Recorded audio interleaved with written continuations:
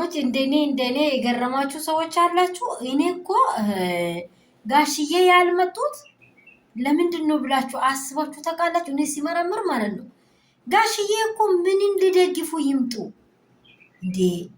ልጅ ወልዶ ትዳር ይዞ እንደዚህ ኃይል ሰዓት ደርሶ እግዚአብሔር እንዲህ ያላት ምስት ሰጥቶት አይተው ተደስተው ዱባይ ድረስ መጥተው ዘና ብሎ ፈታ ብሎ ትዳሩን የያዘውን ልጅ ላይ በቃ ሴጣን ማን ላይ ገብቶ ይችን ሴጣን አምጥቶ ላዩ ላይ ሲጥል ይህንን ምን ክብር አለ ብሎ ሊያዩ ይምጡ። ምን መልካም ነገር ጋሽዬ እኮ ከብዙ ሰዎች ጋር የሚወሉናል። ልጅህ እንዲህ ነው እንዴ? ልጅህ እንደዚህ ውርደት ስፍራ ነው እንደሚወጣው የሚውለው ሊባል አይፈልጉም።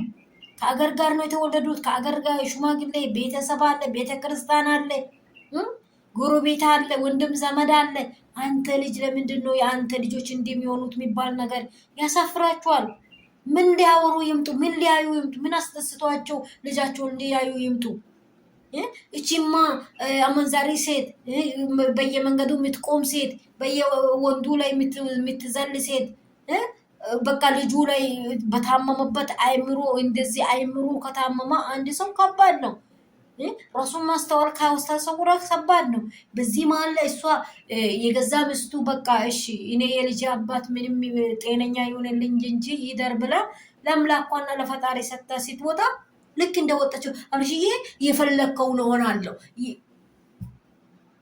ምንድን ነው መሆን የፈለገችው? እስቲ እያያችሁ ነው። ኬዟ ምንድን ነው?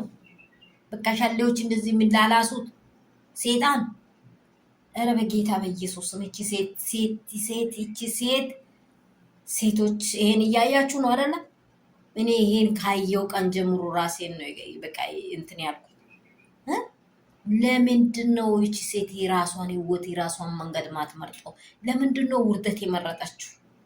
ለምንድን ነው እንደዚህ? አሁን ዴቭ እሷ ስትለጠፍ ያያለ ሄርሜል ቡዜ ሄርሜል እናንተ የአብርሃም ጤንነት አትፈልጉም፣ ንግድ ነው የፈለጋችሁት። አብርሃም ደግሞ እየታዘባችሁ አብርሃም አልተማም። ዶክተሯም ተናግራለች። የአብርሃም የጤናው ቀውስ ቤተሰቡ እንደሆነ ምስቱን እንደማይወዱ ስለተረዳ በቃ 4 ነጥብ ሩታን እንደማትወዱ ተረድቷል። እሱ ደግሞ በህይወቱ ላይ ደግሞ መጀመሪያ ያደረገው ጸጸት እቺንም ለማዋረድ አልፈለገም። በቃ እያለ በሽታው ምንድነው? እናንተው ናችሁ። ስለዚህ እስቲ ሄርሜላን ከቤቱ አውጡት፣ ከመንደሩ አውጡት፣ ከሰፈሩ አውጡት። አታስፈልግም። በቃ ዳኒን አውጡት። እናንተ ቁጭ ብላችሁ ሩታ ምንም ነፍሰ ገዳይም ትሆንላችሁ። ሩታ ይሄ ልጅ እኮ ከእንደዚህ ጊዜ ጀምሮ እንዲህ ሆኗል። ምን እንውል? ምን እናደርግ? ምን ይመቻል? ነይ አንቺም ቁጭ በይ ና ኤፍሬም አንተም ቁጭ በል። እናንተ ያያችሁት ነገር ሊኖር ይችላል ከኛ የተሰወረ። አብልጣችሁ እናንተ ስለሱ ታውቃላችሁ። እስቲ የሚያወራው ነገር ካለ ብላችሁ ተሰብስባችሁ ቤተሰብ አንዱ ነው። አባታችሁንም ማሳፈራችሁ፣ አገርን ማሳፈራችሁ፣ ሚዲያንም ማሳፈራችሁ። የምር ነው ብላችሁ ይሄ ማስተዋል የሌለ ህዝብ ነው በእውነት። ሄርሜላው ማስተዋል የላት፣ ማስተዋሏ የለም። ሰላም ቤተሰብ በጣም ሆቱኝ እየተናገርኩ ነው በእውነት። በጣም ሲያየው ራሱ እኔ እንጃ ምንድነው እየተከተለ ያለው ምንድነው እየሆነ ያለው እያልኩ ነው። አንድ ነፍስ አይደለም የሚጎዳው እዚህ ስፍራ።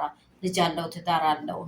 ስሜት ሳይኮሎጂ መጎዳት በጣም ከባድ ነው። ሳይኮሎጂ ከተጎዳ ሰው ልጅ ምንም ዋጋ የለው። ይህንን ሳይኮሎጂ እንዲጎዳ እያደረጋችሁ ያላችሁት ቡዜና ዴቭ ናችሁ። እነዚህን ሰዎች አርቋቸው።